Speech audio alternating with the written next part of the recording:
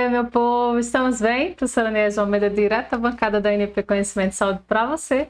E a gente vai conversar hoje sobre endometriose, um tema muito sério, muito importante e que é de interesse de toda a população, não apenas para nós mulheres. Então, quero que toda a atenção seja dada a esse assunto. Papel e caneta na mão, não vai fazer outra coisa, foca em mim e vamos aprender um pouquinho sobre endometriose.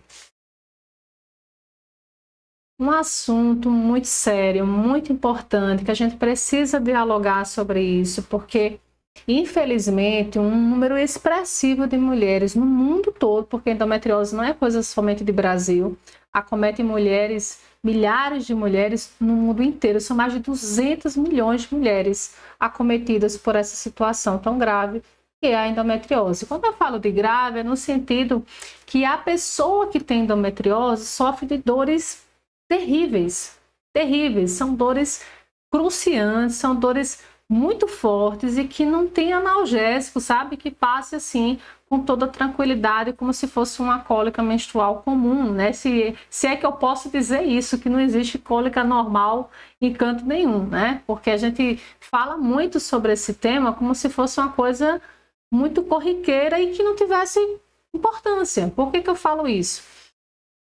Ficou muito comum no nosso cotidiano os ginecologistas, grande parte deles, trazerem que não, é normal sentir dor, tudo bem. Só que nós temos situações em que as mulheres sofrem com dores que são incapacitantes, ou seja, eu não estou falando de uma cólica em que você toma um analgésico e passa, eu estou falando de uma dor tão forte, que você chega a se internar, você chega aí para um pronto atendimento. E você pode estar me ouvindo agora, você que não sente nenhum tipo de dor, né, durante o período menstrual, você pode estar dizendo assim, mas eu não sinto isso. Graças a Deus, que maravilha que você não sente.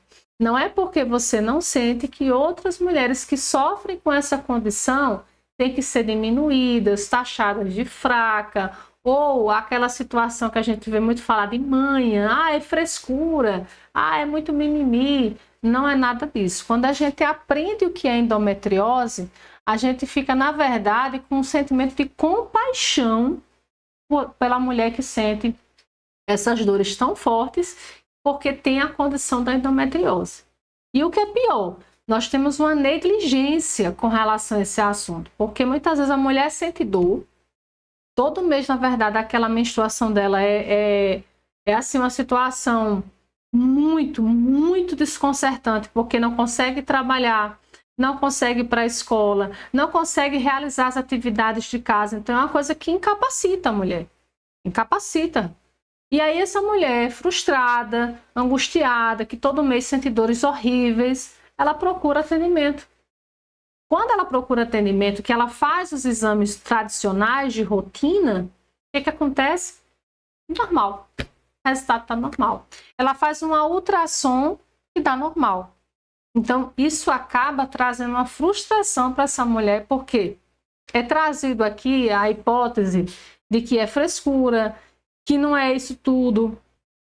Tem a questão também, muitas vezes, de dizer que é uma dor psicológica, que a mulher está fazendo aquilo dali para poder chamar a atenção, onde, na verdade, a gente está sendo negligente com uma condição crônica e incapacitante que é a endometriose.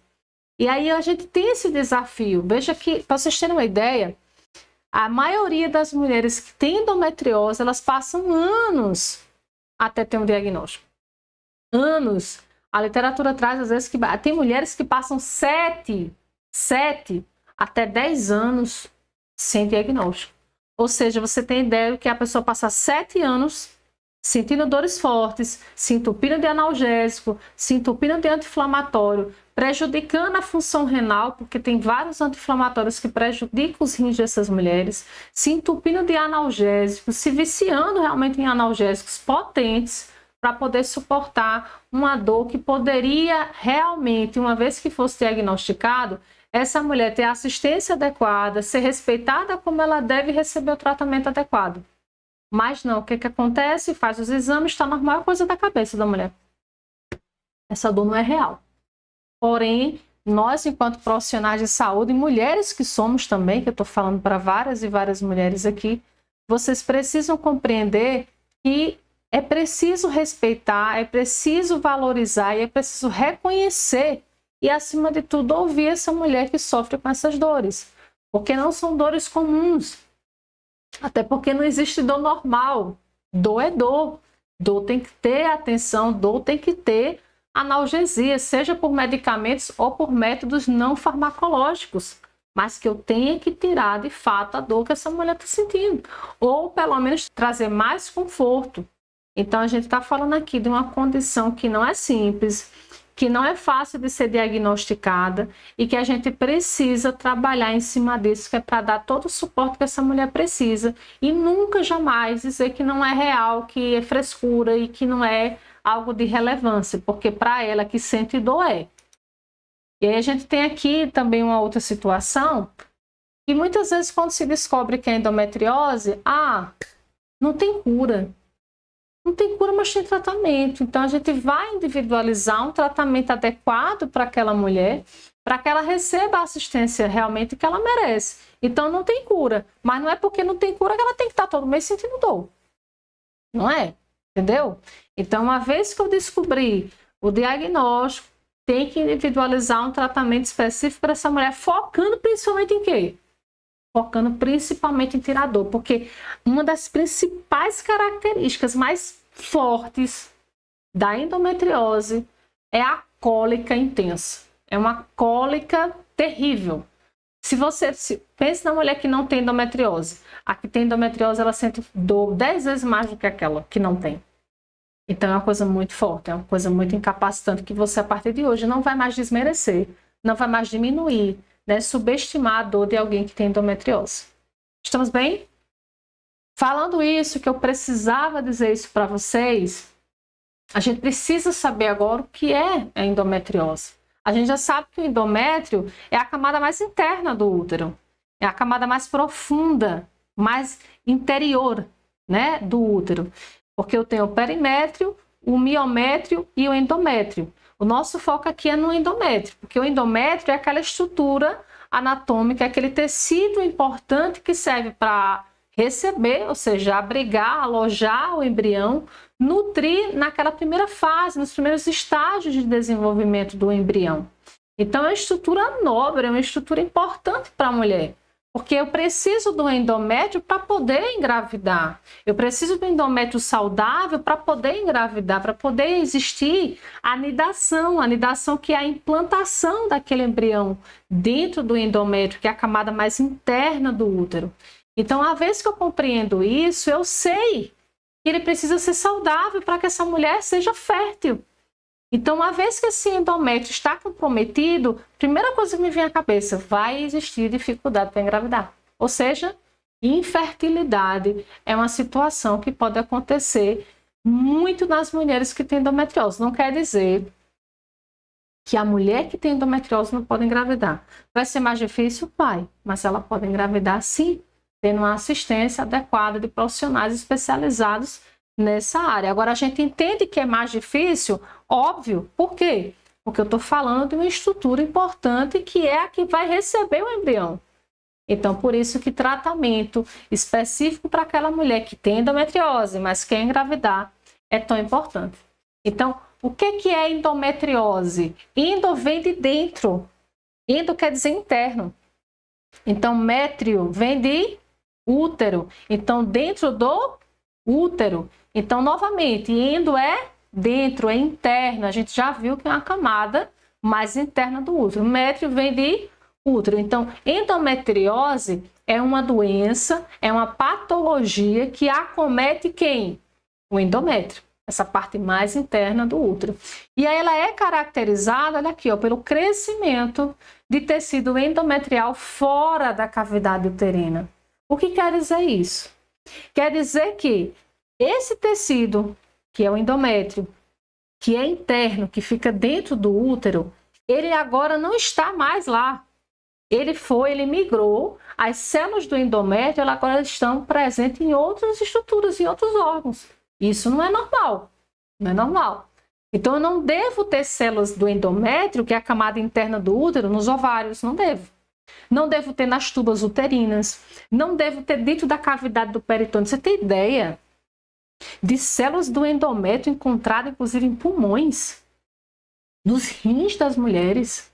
Você imagina a dor insuportável que essa mulher não deve sentir, com estruturas que deveriam estar dentro do útero, em órgãos totalmente diferentes. Ou seja, eu encontrar fragmentos, pedaços do endométrio em outra estrutura. Imagina a repercussão, o impacto para a saúde dessa mulher todo mês que menstrua, ela ter que lidar com a saída do endométrio pela cavidade vaginal e para outras estruturas que não deveriam existir. Então é muito importante eu compreender. Entenda, endometriose. Ose quer dizer aumento. Então eu tenho a presença de tecidos do endométrio em outras estruturas do corpo. E aí essa mulher ela vai ter sintomas diversificados. Sintomas que nenhuma mulher que menstrua mensalmente e que não tem endometriose tem. Por isso que é uma doença tão importante, que a gente não pode negligenciar e que a gente não pode subestimar o impacto de dor que essa mulher sente. Uma vez, a estrutura que deveria estar dentro do útero está fora dele. Então, o que é endometriose? É uma condição patológica, é uma doença em que eu tenho tecido do útero fora do útero. Então, obviamente que a gente já entende aqui que coisa boa não vai gerar. Porque o tecido que deveria estar no lugar não está, está fora dele. Então, agora vai gerar uma série de sintomas, de sinais e sintomas bem desagradáveis. Aí eu tenho que entender, professora, a senhora disse que o endométrio, ele é a camada interna do útero. Aí a senhora está falando que endometriose é quando esse endométrio, as células endometriais estão em outras estruturas. Vão para onde? Olha aqui, ó. Principalmente nos ovários. Eu não devo ter tecido de endométrio no ovário, mas na endometriose eu tenho. Eu não devo ter tecido endometrial no peritônio. Lembra que peritônio é a membrana do intestino. Então, imagina eu ter célula endometrial no intestino da mulher. Imagina as repercussões clínicas aqui que essa mulher não vai ter. Sinais e sintomas intestinais. Imagina você com sintomas intestinais. Nunca que você vai imaginar que, na verdade, esse problema vem de onde? Lá do útero. É por isso que é tão difícil diagnosticar. Porque você imagine que eu estou falando de tecido endometrial, ou seja, tecido do útero, dentro do intestino da mulher. Então, às vezes, a mulher ela tem sintomas intestinais e jamais que ela vai relacionar isso de causa ginecológica, porque a doença é ginecológica, mas as repercussões são em outros órgãos, com outro tipo de sinal e sintoma que poderia, inclusive, confundir com outras doenças. Por isso que é tão importante o profissional ginecologista também traçar diagnósticos diferenciais, ou seja, descartar outras doenças que podem, né, ocasionar esse tipo de sintoma. Então, veja que eu posso ter tecido endometrial nos ovários, tecido endometrial no peritônio, no reto vaginal e em várias outras estruturas. Mas é porque principalmente eu tenho nos ovários e também no tecido peritoneal. E posso ter nas tubas uterinas. Então, veja que comprometem muito o sistema reprodutor feminino, causa uma bagunça no sistema reprodutor. Então, é isso que vai trazer tantas repercussões de alterações menstruais, sinais e sintomas, às vezes, em outros locais que não tem nada a ver com o sistema reprodutor, mas é por causa dessa migração. É por causa dessa situação em que a célula saiu do seu lugar de origem e foi para outro lugar. E aí a célula que saiu do útero, que foi para o intestino, por exemplo, lá ela começa a se multiplicar. Ela começa a gerar um tecido endometrial totalmente fora do útero. Estamos bem? Vamos seguindo aqui. E aí a gente precisa trazer que essa doença ela é ginecológica. Então veja, eu estou dizendo que você pode encontrar tecido endometrial no intestino, mas não é uma doença intestinal. Ela começa lá no sistema reprodutor. Mas se ela vai para o intestino, ela vai causar repercussão intestinal. Mas não esquecer, uma vez que a pessoa tem endometriose, o profissional que ela deve procurar é o ginecologista. É o ginecologista. Apesar dela ter sintomas que acometem outras estruturas, não apenas a parte ginecológica, mas a doença ela é ginecológica. Ela é ginecológica crônica. Por que a gente precisa falar disso aqui? Porque uma vez que eu digo que uma doença é crônica, não tem cura. E aí causa um pouco de frustração na mulher, porque ela pensa, eu vou ficar sentindo essa dor pro resto da minha vida?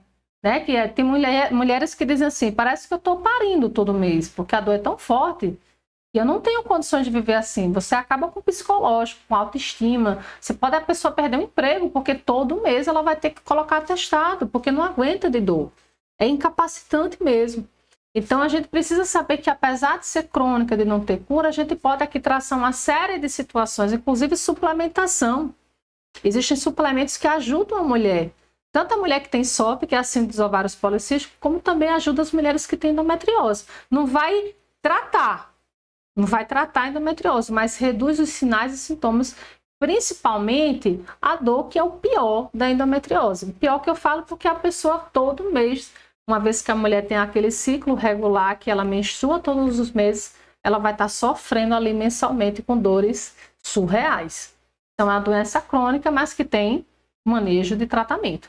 Ela é benigna, ou seja, não é câncer. Só que a gente precisa realmente trabalhar esse território endometrial, porque a gente sabe que existe também o câncer de endométrio, que é muito comum ali nas mulheres na menopausa. Então a gente precisa trabalhar essa saúde da mulher antes, para não ter aí um precursor, um fator de risco para câncer de endométrio. Câncer do endométrio, que é uma realidade no Brasil, infelizmente. A gente às vezes fala muito do câncer do colo do útero, que é o campeão, né? Quando a gente fala de câncer voltado para a mulher, a gente tem o câncer do colo do útero e o câncer de mama. Mas o câncer de endométrio também vem acometendo essas mulheres ali na questão do pós-menopausa, e a gente precisa ter uma atenção com relação à reposição hormonal, que essa mulher faça uso. Muitas mulheres também que tiveram câncer de mama e que usam uma droga que é o tamoxifeno, que pode também ser um fator de risco para o desenvolvimento de câncer do endométrio, e que a gente precisa estar atento. É aquela situação daquela mulher que ela já faz assim, uns 10 anos que ela não menstrua. Ela está na menopausa, não menstrua, e aí do nada essa mulher tem um sangramento imenso. Pega aquela senhora de idade de 64 anos, com dores e um sangramento intenso, né? Um sangramento fortíssimo.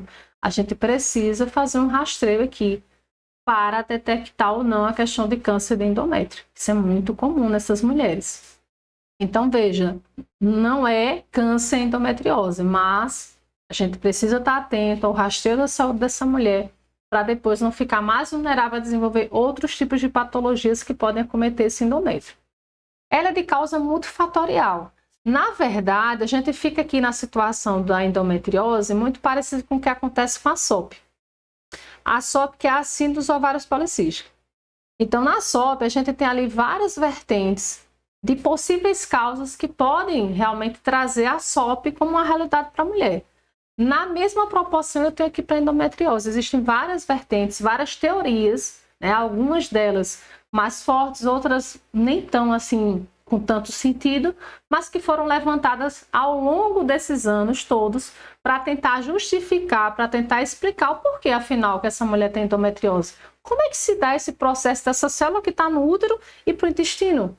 Como é que pode essa célula que deveria estar no útero, ela está no ovário? Entende? Então ainda existe uma discussão imensa, mundialmente falando, em cima desse assunto, mas sem nada fixo. Até a presente data, nós não temos um consenso, não existe um documento garantindo que a causa é aquela e acabou. Ou seja, a gente vai ter um conjunto de fatores, várias situações que a gente pode dizer, pode ser por causa genética, pode ser por situação epigenética. Então, vários fatores podem ocasionar a endometriose. A gente não pode assegurar que apenas um fator, que apenas uma causa seja responsável pelo surgimento dessa doença. E aí eu tenho essa doença comumente em mulheres na idade reprodutiva. Aí vem aquela frustração, que o endométrio está sendo comprometido, e o endométrio é a casinha, né? Eu costumo dizer que o endométrio ele é a casinha do embrião. Porque o embrião ele fica onde? Implantado no endométrio. E lá, como o endométrio ele é muito vascularizado, rico realmente em vasos sanguíneos, ele vai ajudar o embrião a se desenvolver. E, infelizmente, agora acometido, ele não tem como fazer isso. Aí a mulher sofre, além dela sofrer com tantas dores todo mês, aquela dor incapacitante, ainda fica aquela angústia da mulher em idade reprodutiva querer engravidar e não consegue. Ela tem muita dificuldade para engravidar, ou seja, a infertilidade passa a fazer parte da vida conjugal dela. Então, é uma situação que a gente precisa ter um olhar holístico para essa mulher que sofre com endometriose.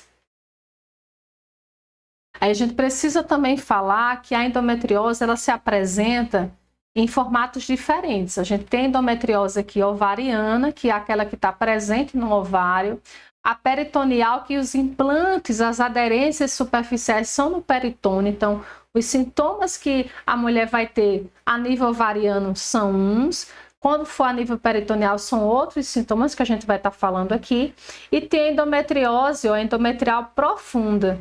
Então, mais difícil ainda, muitas vezes, de ser detectada na ultrassom. E se for ultrassom pélvica, que muitas mulheres fazem, aí é que vai dar tudo normal, e aí que vai ficar aquela angústia, muito aborrecimento por estar fazendo exames, muitas vezes sem condição financeira de tentar conseguir um dinheiro emprestado para pagar o exame, às vezes fica esperando no SUS, às vezes faz no particular e quando chega o resultado normal. Por quê? Porque muitas vezes esses focos são muito, muito profundos. Então, naquela ultrassom pélvica a gente vai ter limitações. E se não tiver o que a gente chama de preparo, ou seja, esvaziamento intestinal, aí é que vai ficar mais complicado mesmo. A gente vai fazer o resultado lá, o exame vai sair um resultado normal, onde na verdade não está normal.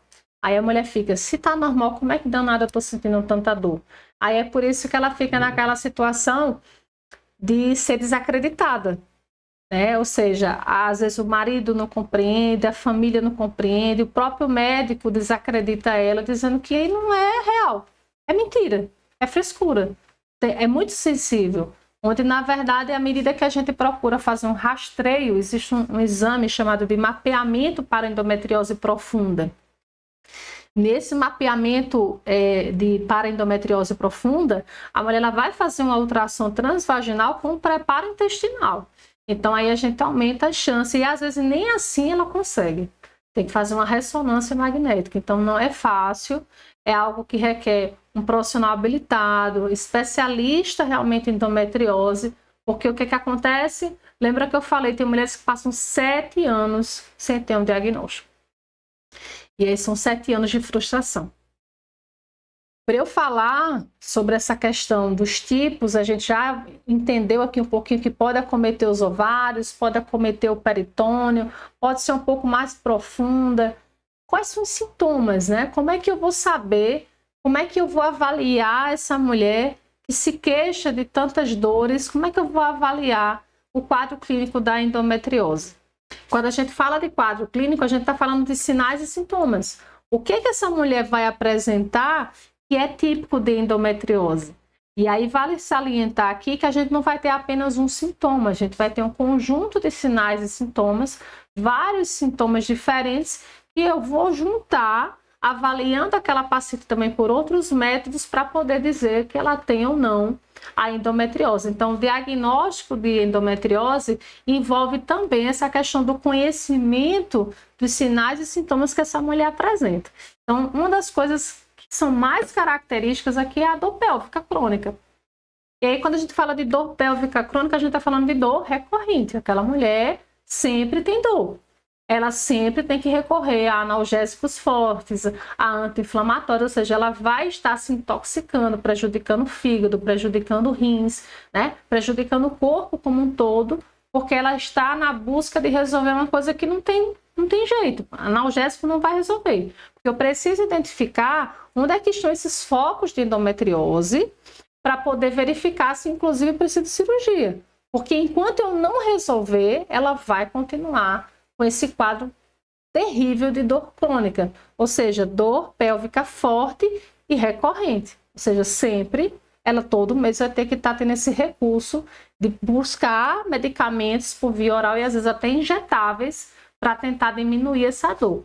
A dismenorreia, que é essa dor fortíssima durante o período menstrual. E aí eu ressalto aqui uma coisa muito importante. Às vezes o livro ele traz uma informação que muitas vezes na vida real não é assim.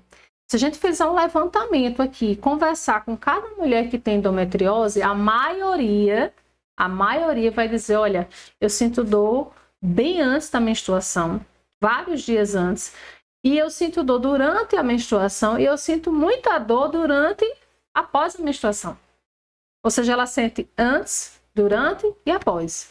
Tem mulheres que se queixam de dores durante o mês todo.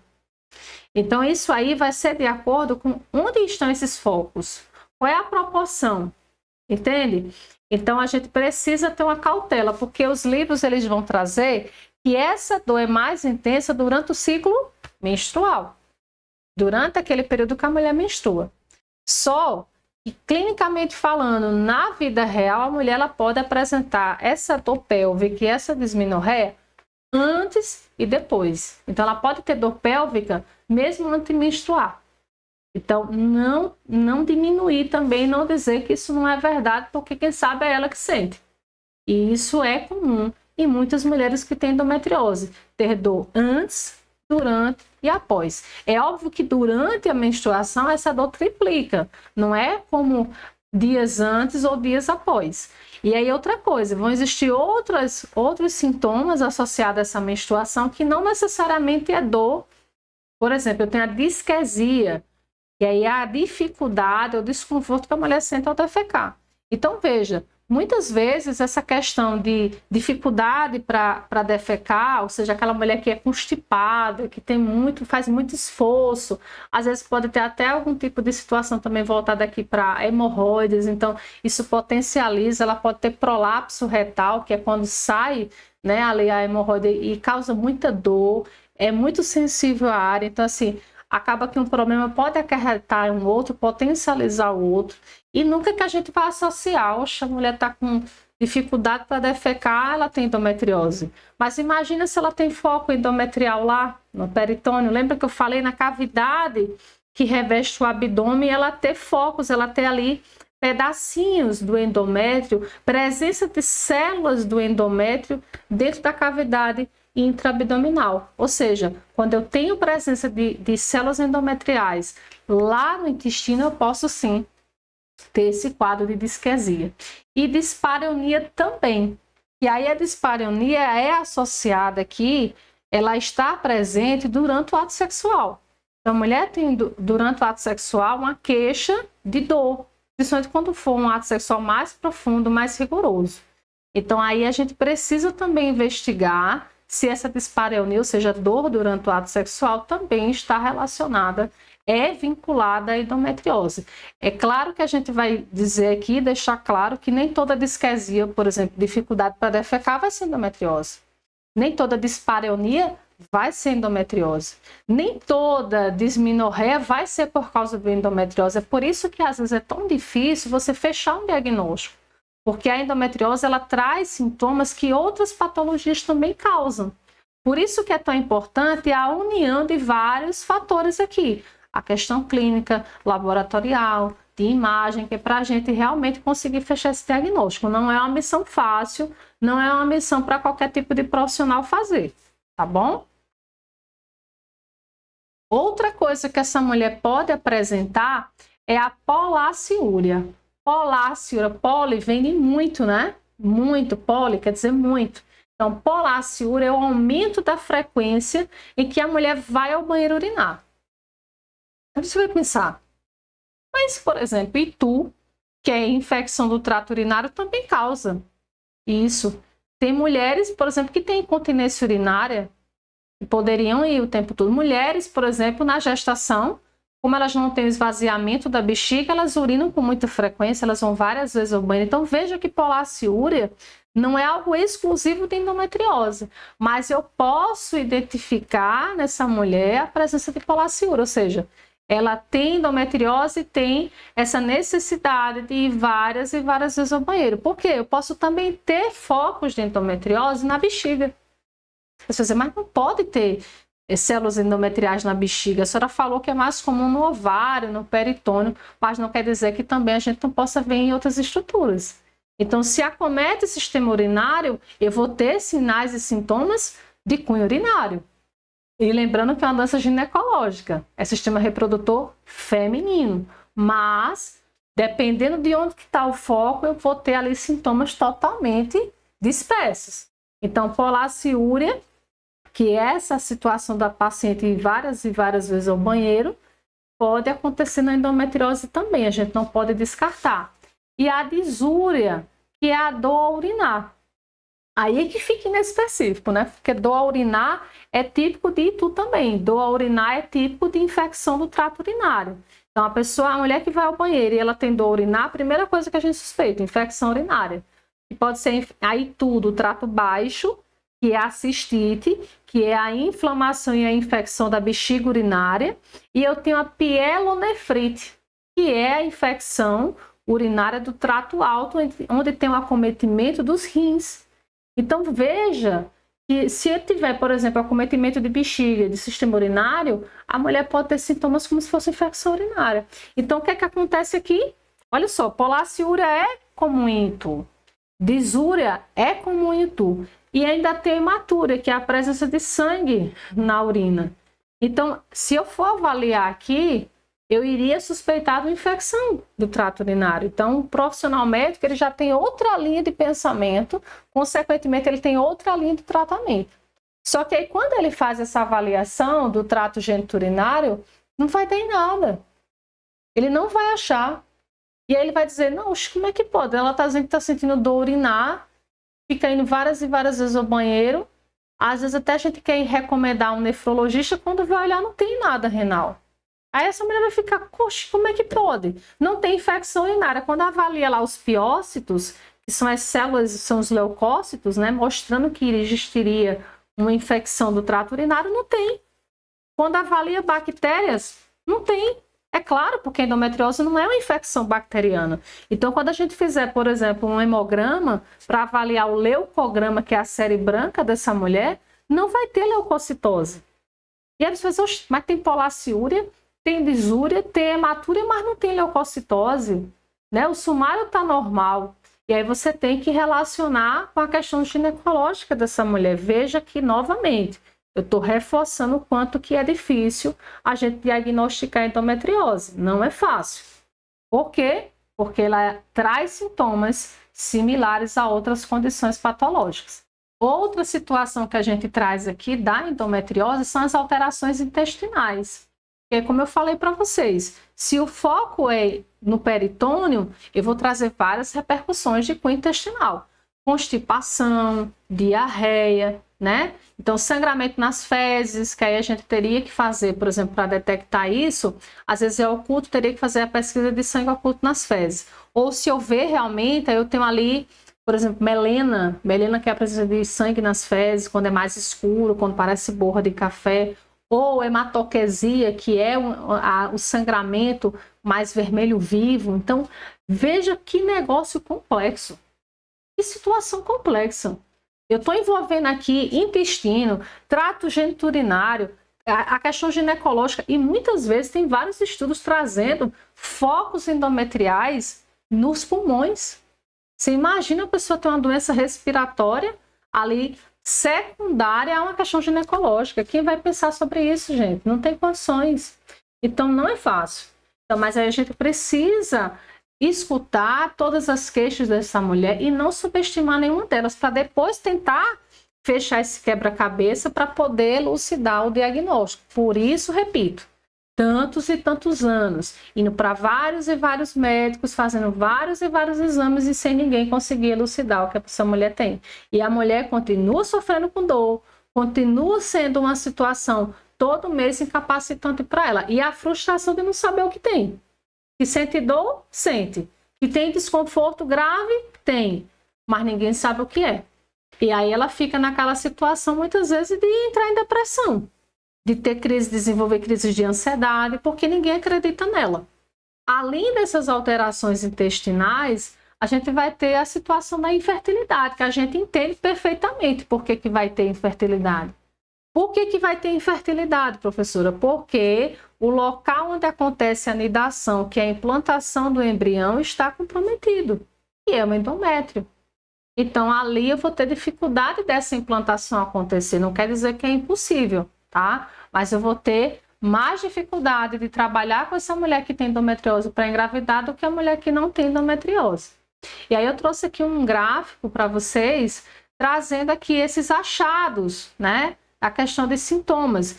Uma coisa que eu até falo aqui para vocês que é incomum, mas que pode acontecer, é a mulher ter endometriose e ela não saber. Ou seja, ser assintomático, mas isso não é comum, porque a principal queixa, a principal característica da mulher com endometriose são essas dores extremamente exageradas. É uma das coisas que faz a gente, o profissional que trata da saúde da mulher na parte ginecológica, a primeira coisa que desperta o alerta é: sinto dores terríveis e exageradas, muito fortes, e que eu tomo muito analgésico e que não passa fácil. Então a gente já, pode ser endometriose, tá bom? Mas pode acontecer casos assintomáticos, ou seja, a mulher tem endometriose, mas ela não tem sintoma, ok? Aí eu trouxe aqui, ó, dismenorreia 33, a 35%. Então é um número expressivo, né? 35% da população feminina que tem endometriose tem dismenorreia, ou seja, aquela dor forte, cruciante durante o período menstrual, que pode acontecer antes e após a menstruação, sim, tá? Mas didaticamente falando, ela vai acontecer predominantemente durante a menstruação. A dispareunia, que é a dor durante o ato sexual, a disquesia, que é durante a vontade que você tem de defecar que não consegue, tem muita dificuldade, a constipação, a dor realmente, a tentativa de defecar sem conseguir. E aí, se essa mulher ela também tiver hemorroida, pode gerar ali um prolapso retal, que é uma coisa também importante. A dor pélvica, 12%, a infertilidade 9 a 10%. Também a presença aqui de nódulos, podem acontecer nódulos, rugosidade também. Então, por isso que é tão importante a questão do citológico, que essa mulher também faça o citológico. Então, veja que é um conjunto de coisas, né, gente? Não é uma coisa simples. Não é uma coisa simples. Então, a gente vai estar trazendo várias vertentes aqui. E tem também as mulheres, que são assintomáticas. Assintomático, achado ecográfico. Esse achado ecográfico nada mais é que ultrassom. Então, o que acontece? Ela faz ultrassom, não tem nada. O ginecologista diz: oxe, não tem nada aqui. Mas como é que não tem nada que está sentindo dor? Porque esse exame não foi o exame para mapeamento de endometriose profunda. Então, anota esse nome aí. Mapeamento para endometriose profunda. Então, é um ultrassom diferenciado. Ok? Seguindo aqui, a gente precisa também levantar essa questão de causa, como eu falei. Existem várias teorias, eu não trouxe aqui todas elas, eu coloquei um material bem bacana complementar, alguns manuais para que vocês possam se aprofundar em endometriose e aprender um pouco mais sobre esse assunto. Mas aqui eu trouxe duas teorias, tá? A principal delas, que sempre é para todas as outras, a questão genética. A questão genética, então, minha mãe teve endometriose, eu tenho maiores chances de desenvolver endometriose, entende? Então, essa questão da herança genética, que é uma herança que a gente não quer, né? Uma herança ruim, que ninguém quer doença, mas a gente tem essa situação da herança genética e que a mãe de uma mulher, né, que tem endometriose, tem ali uma possibilidade maior dessa filha desenvolver endometriose, e assim sucessivamente, é um ciclo, tá? Então, o fator genético, ele é importante não só para a endometriose, mas também para outras doenças. Só que a gente não pode confirmar e fechar dizendo que foi genético. Por quê? Porque existem outras causas que podem trazer como consequência a endometriose. É por isso que a gente não tem esse consenso. Não existe uma certeza absoluta, uma verdade absoluta acerca do que realmente ocasionou a endometriose. Pode ser um fator isolado, pode ser vários. Na dúvida, a gente tem várias teorias. A que a gente vê muito é a genética, mas também tem a teoria de Sampson, que é conhecida, na verdade, como a teoria da menstruação retrógrada, que é a mais aceita. E aí, o que seria, professora, essa menstruação retrógrada? Imagina que a gente menstrua todo mês, aquele endométrio, ele se preparou. Teve a fase da ovulação, a presença do hormônio da progesterona, a progesterona, que é um hormônio feminino importante, que prepara o útero para receber o embrião, e que todo mês a gente tem aquele ciclo. para as mulheres que têm menstruação, né? A mulher que ovula, porque a mulher que passa por um processo de anovulação, ela não passa por isso. A mulher que ovula, ela vai apresentar essa característica. A partir da ação da progesterona, ela faz a ovulação, ou seja, o processo de produção e liberação do óvulo, e aí o endométrio, ele está ali bem espesso, vascularizado, parece um berço realmente, bem aconchegante, um ambiente ideal para receber o embrião. Frustração, o que acontece? Não ocorre relação sexual, consequentemente não tem fecundação, o endométrio agora vai ser expelido. Por quê? Ele fez todo o papel dele, se preparou, se organizou, mas não teve festa, não tem menino, então o que acontece agora? O endométrio, ele desce. O endométrio, ele é expulso. Então acontece isso. Só que preste atenção, o correto seria o endométrio sair pelo canal vaginal. Eu tenho uma via única de saída. Só que às vezes, por essa teoria, que é a menstruação retrógrada, o que é que eles trazem? Essa teoria trabalha. Ela diz o seguinte, que a menstruação acontece um refluxo. Então, ao invés da menstruação ela sair somente pelo canal vaginal, ela vai para outras estruturas. Ou seja, veja só, apresenta um líquido livre na pelve, em época menstrual, sugerindo assim que certo grau de refluxo tubário ocorra. Ou seja, as células elas saem dali do endométrio pela cavidade vaginal, mas também elas sobem, né? Refluxo, então sobe. E aí vai para onde? Para vários lugares, peritônio, pode ir para a bexiga, pode ir para a tuba uterina, pode ir para os rins, pode ir para vários lugares. Qual é o problema?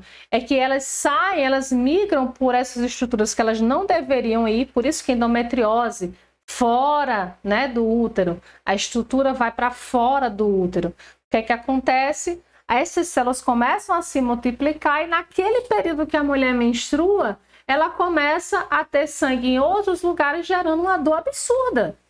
É claro, você imagina a mulher, vamos falar aqui de uma forma rudimentar, né? Muito simplória. Imagina a mulher menstruando por via intestinal. A mulher menstruando e está lá na tuba uterina, a mulher menstruando e está lá no rim, está menstruando e está lá na bexiga. Então é claro que quando a gente entende isso agora, a gente vai dizer, mas frescura. É manha, viu? Mas só uma dorzinha. Imagina o que é que isso não traz para essa mulher. Entende? Agora que eu estou explicando para você, que não é uma coisa simples. Então não é uma menstruação comum. Ela não menstrua como as outras mulheres que saem ali pelo canal adequado. Isso é o que se sugere. É teoria. Teoria não é comprovação. Mas é a mais aceita. Tá? Existe também teoria que diz o seguinte, que células endometriais elas podem se desenvolver a partir de outras estruturas. Então aí é também uma outra teoria, né? Ela diz, olha, pode ser que desenvolva células endometriais no intestino, mas é pouco provável isso, tá? Então a gente tem várias teorias trazendo várias informações diferentes. A de Sampson, que é a menstruação retrógrada, faz muito sentido para vários estudiosos, para vários especialistas no assunto.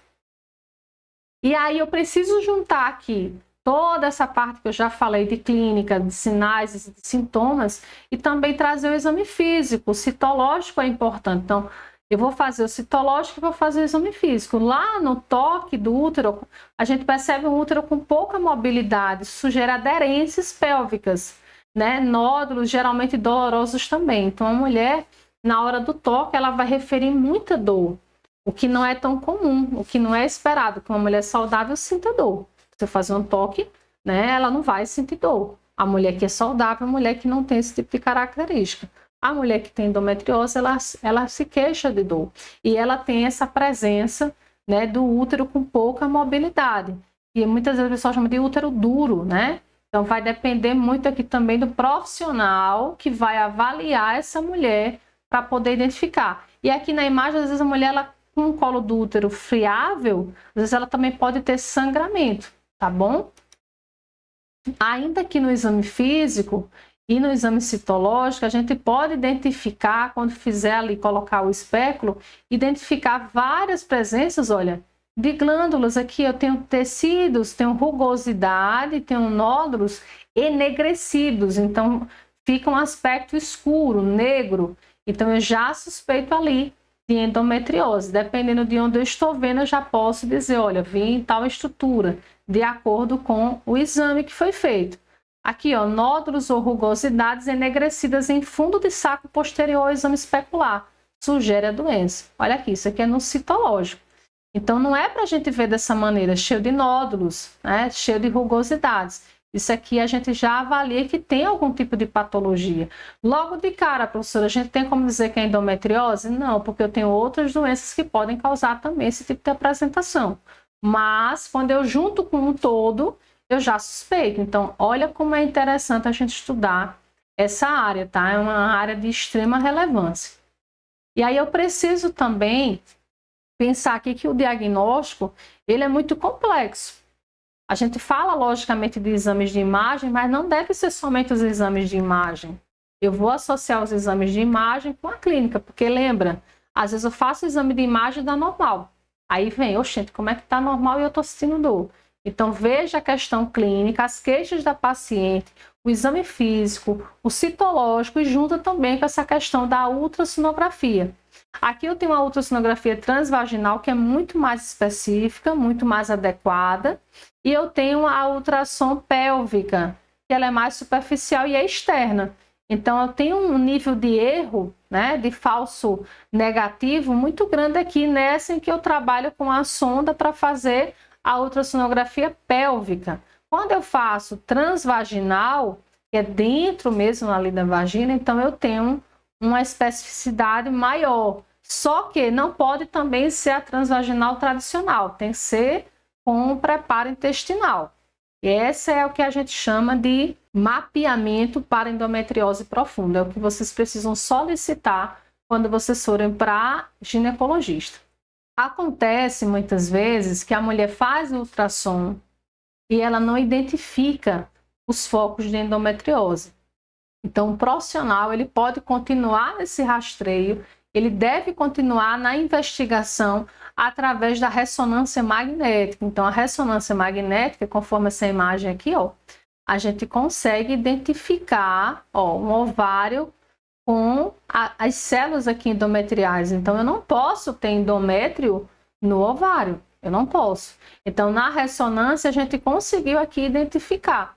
Então, veja que eu precisei de um exame de um porte maior e, inclusive, de um preço, né, muito caro.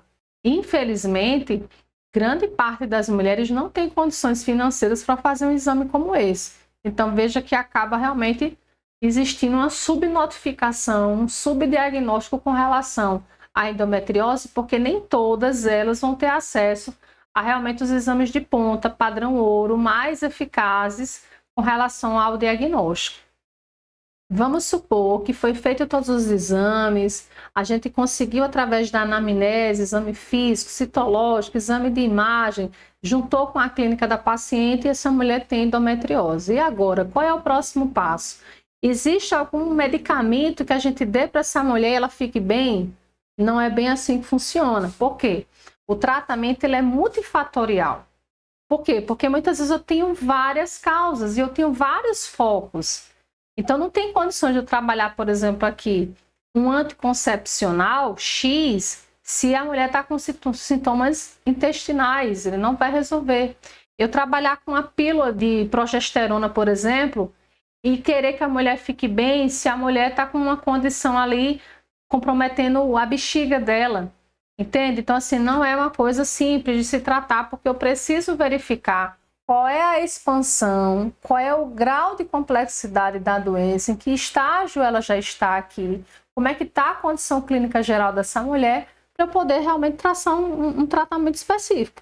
E esse tratamento ele vai apontar para várias situações aqui, não é um tratamento em que eu dou uma pílula e resolveu.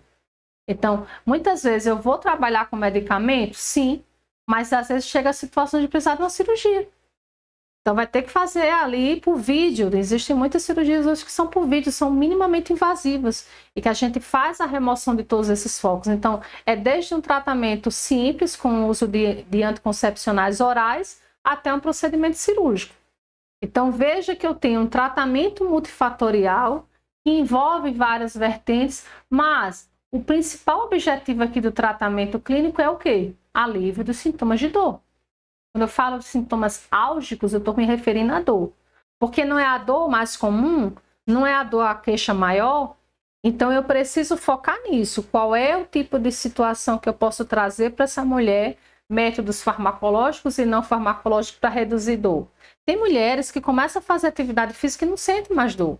Então, veja, não deu uma pílula para ela, não fez cirurgia nenhuma, apenas o hábito de fazer atividade física, aquela mulher ela não tem mais aquela queixa de dores tão cruciantes. Tem mulheres que melhoram o ciclo menstrual, tem mulheres que não se queixam mais de dor apenas com a atividade física, sem tomar nada. E isso é muito relativo, porque às vezes o que eu faço para uma mulher não quer dizer que vai dar certo para outra mulher com a mesma doença. Eu foco em melhorar essa questão da qualidade de vida através da redução da dor ou abolir mesmo a dor, que esse seria o objetivo, mesmo sabendo que não tem cura. Mas aí eu penso em várias outras condições que também não tem cura e que a pessoa vive bem, por exemplo, diabetes, hipertensão arterial, não tem cura, mas são pessoas que fazem o tratamento diariamente, de forma contínua e vivem muito bem, trabalham, têm qualidade de vida excelente. E aí a gente precisa pensar dessa mesma forma para essa mulher com endometriose.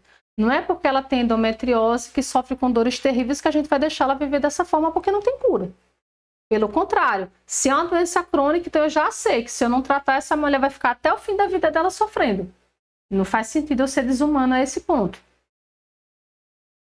E aí eu preciso pensar que vai depender de vários fatores também se a mulher deseja ou não engravidar. Porque aí se eu usar pílulas que são só para a mulher que quer engravidar, não vai dar certo para quem não quer. E também se eu pensar aqui em pílulas que a mulher, por exemplo, toma vários anticoncepcionais, por exemplo, todo dia de uso contínuo, né? Existe esse tipo de tratamento que é para a mulher não ovular. Se a mulher não ovular, ela não menstrua. Entendeu? Ela não vai menstruar. Então, existem anticoncepcionais que são específicos para a mulher não menstruar. Aí a mulher não menstrua, não sente dor. Porque, como eu falei, é mais comum a dor durante o período menstrual. Ah, mas a senhora falou que tem mulheres que sentem dor antes e depois, tem mulheres que sentem dores que não estão associadas à menstruação.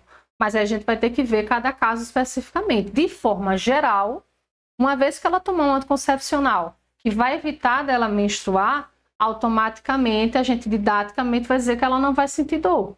Então é preciso individualizar o tratamento farmacológico ou não farmacológico para cada tipo de mulher.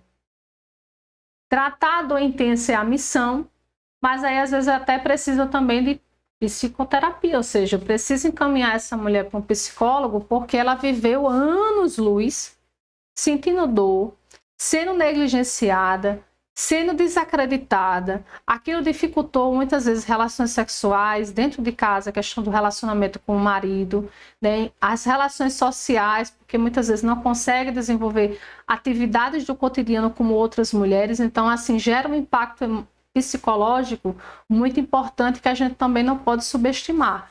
Então eu vou tratar a dor e já penso também aqui, dependendo de como essa mulher se encontra, no encaminhamento para um psicólogo. A acupuntura também resolve, ajuda muito essa mulher com relação à dor. Existem várias outras técnicas também para dor, né, gente, que ajudam bastante. E a atividade física é um remédio maravilhoso, porque vários e vários relatos com vários estudos de mulheres que fazem atividade física e não têm. Aí quando elas param de fazer atividade física, infelizmente retoma toda aquela situação. Então veja, é uma coisa que você não precisa gastar, e só com a mudança de hábito alimentar e atividade física você já reduz muito o desconforto da doença. É óbvio que eu não vou ser irresponsável aqui e dizer, olha, se você fizer atividade física e se alimentar muito bem, você não vai ter endometriose. Não é isso que eu estou falando. Existem mulheres que fazem atividade física, que se alimentam muito bem e que têm endometriose. Não quer dizer que se fizer isso não vai ter endometriose, ou se você tem endometriose, você fazendo isso aqui, você vai ficar bem curada. Não é isso. Você tem uma redução desses sintomas que são os piores, que é a questão da dor. Então aumenta a qualidade de vida e você resgata o poder dessa mulher ter autonomia para trabalhar, para viajar, para passear, para ter boas relações com o parceiro ou parceira, entendeu? Então assim, é importante a gente saber disso. Como eu falei para vocês, existe o uso anticoncepcionais à base de progesterona, tá? Então, a gente pode estar utilizando de forma contínua e ele resulta em quê? Em bloqueio ovulatório. E tem efetividade no tratamento da dor. É óbvio, se a mulher ali não vai menstruar, ela também não vai sentir dor, teoricamente falando. E existem os anticoncepcionais de longa duração. Então, a mulher faz o tratamento imenso. E como é crônico, não tem perspectiva. O DIU também, que é o dispositivo intrauterino, ajuda também a base de um anticoncepcional específico e o implante também de anticoncepcional. São as situações que vêm para ajudar. Agora, a gente também tem um outro lado negro, né? Em que a gente sabe que o uso de anticoncepcionais também tem os pontos negativos, também tem efeitos colaterais, que também prejudicam a mulher de forma sistêmica. A gente sabe que não é uma situação de perseguição com os anticoncepcionais, porque a gente tem evidências científicas vastas mostrando os impactos negativos para a saúde da mulher que usa anticoncepcionais também. Tem vários anticoncepcionais que trazem, inclusive, risco de trombose. Então, é uma situação a ser avaliada, a ser realmente trazida aqui para uma reflexão de como que é a melhor estratégia para o tratamento dessa mulher. E por fim, se nada traz resultados, eu já tentei vários métodos, se essa mulher ainda se queixa de dor, se foi identificado na ressonância vários focos, vários fragmentos em que o endométrio realmente está em locais em que não deveria e que está trazendo incapacitância para essa mulher não consegue realmente ter qualidade de vida, não é só questão de dor, é casamento prejudicado, é vida social prejudicada, é trabalho comprometido, então eu preciso agora pensar num tratamento cirúrgico. E aí o tratamento cirúrgico ele vem para remover esses focos de endometriose, então vai trazer um benefício imenso para essa mulher. Não quer dizer que seja a situação de primeira escolha. A gente vai tentar várias vias de alternativa de tratamento e se não tiver realmente, né, opção, a gente pode tentar em cirurgia, tá? E aí vem esse alerta que eu faço para vocês. Muitas vezes a gente não se cuida. A gente trabalha muito, a gente estuda, muitas vezes tem filhos, tem casamento. É tanta coisa para a gente gerenciar. A mulher, não digo que o homem não tenha responsabilidades, mas a mulher, ela vem assim num âmbito de complexidade tão imensa para olhar para todo mundo, para pensar em todo mundo, para resolver a vida de tantas pessoas e às vezes ela acaba esquecendo da vida dela. Ela cuida de todo mundo, menos dela. E aí quando ela menos pensa, ela se depara com uma situação que está trazendo risco para a vida dela. Porque a gente está falando aqui de uma doença que não é uma doença que, nossa, não é um câncer. A gente não está falando nessa proporção. Mas a gente está falando de uma mulher que não tem qualidade de vida. De uma mulher que vive mês a mês sofrendo. Você imagina o humor dessa mulher. A disposição que essa mulher tem. Porque uma pessoa que sente dor, gente, não é feliz. Então é muito importante que a gente ajude as pessoas que precisam da gente, mas a gente pense também em si. A gente se cuida, a gente procure momentos estratégicos para a gente fazer uma avaliação minuciosa, fazer os nossos exames de rotina e a gente não desistir de si. Não se contente quando um profissional de saúde ou médico que disser para você: não, mas está tudo normal, continue insistindo, continue indo atrás, procure saber de fato por que você está sentindo aquilo. Alguma coisa está errada e precisa ser investigada. Então, um check-up é necessário, cuidar da sua saúde é necessário. O que adianta a gente cuidar da vida das pessoas, da saúde das pessoas, se a gente não cuida da nossa? Nós não estamos isentos de doença, nós não estamos livres de adoecer. Então, que fique esse alerta para você se cuidar, para você fazer seus exames, para você fazer o check-up. E caso você tenha endometriose, esboce essa sua queixa, não fique calada, não ache que é normal sentir dor, porque nenhuma dor é normal, nenhuma dor. Então, você merece o melhor atendimento, merece a melhor assistência, e isso tem que partir logo de você acreditar em você e de você ir em busca dos melhores tratamentos que você merece. Espero que você tenha gostado dessa aula. Até a próxima, se Deus quiser.